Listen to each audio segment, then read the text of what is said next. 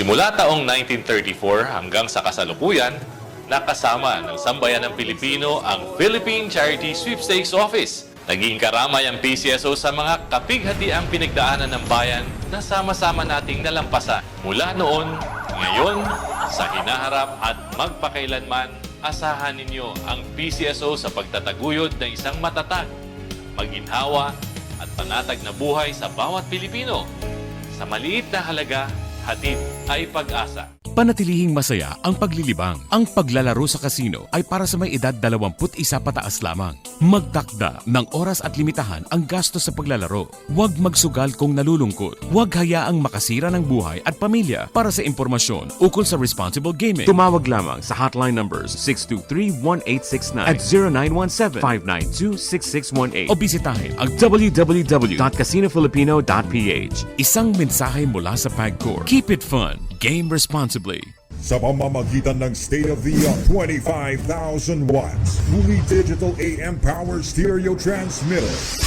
Ito ang DZME 1530, numero 1 sa paghahatid ng mga sariwang balita, impormasyon, komentaryo, aliw, musika at public service. DZME 1530, una sa kanan, ang himpilang may paninindigan. Rex Kayanong sa Target On Air. Tagilid ngayon mga kaibigan ng Makabayan Black dyan ho sa Kongreso mga kaibigan dahil nagsimula na ito dun ho sa red tagging. Red tagging mga kaibigan ng ilang matataas na opisyal ng militar sa ilang mga personalidad. Di ba't nung huling makausap po natin mga kaibigan si Attorney Larry Gadon, isang nga ho yan doon ho sa kanyang binigyan ng diin na napakarami hong party list group na sinasabi napapabilang ho doon mga kaibigan sa Makabayan Black. Dahil umabot na ho to sa Senado, pero katakot-takot mga kaibigan yung pagtanggi ho nila, pero konektado ho sila doon ho sa mga rebelde. Di ba? Rebelde, pero natuklasan nila na isa ho doon sa mga anak ho doon sa Bayan Muna, di ba, na miyembro ng New People's Army mga kaibigan nung napatay. Di ba dyan ho sa pakikipagbakbakan mga kaibigan, dyan ho sa militar. Kaya kaagad naman hong inirito ng anti-communist task force ng gobyerno sa Commission on Election mga kaibigan yung disqualifikasyon ng party list group na bahagi mga kaibigan doon ho sa Makabayan Black. Makabayan Black doon ho sa eleksyon. Kaya kumpiyansa ang task force na sapat daw mga kaibigan yung kanilang ebidensya para hindi daw humapayagan ang Black doon ho sa pagtakbo sa kahit na anong public office na hinaharap po nila mga kaibigan. Kumbaga yan ho yung plano ho nila.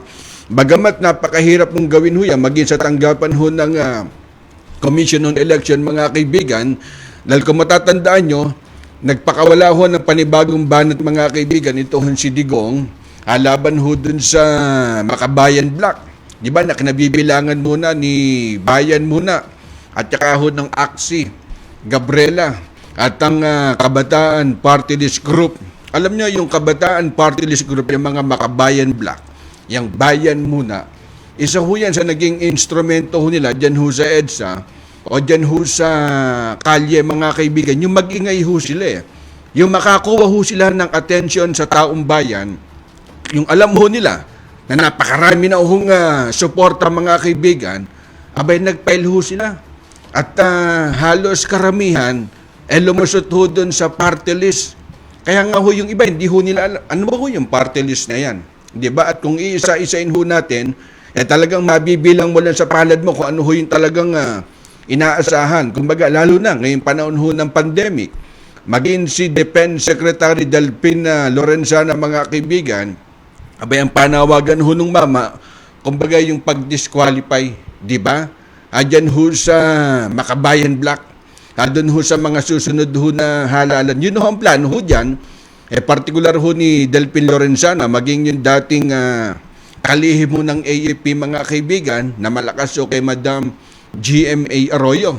At tama nga naman ang tanggapan ho ng Armed Forces of the Philippines dun ho sa pagtukoy sa mga miyembro, mga kaibigan, ng Makabayan Black.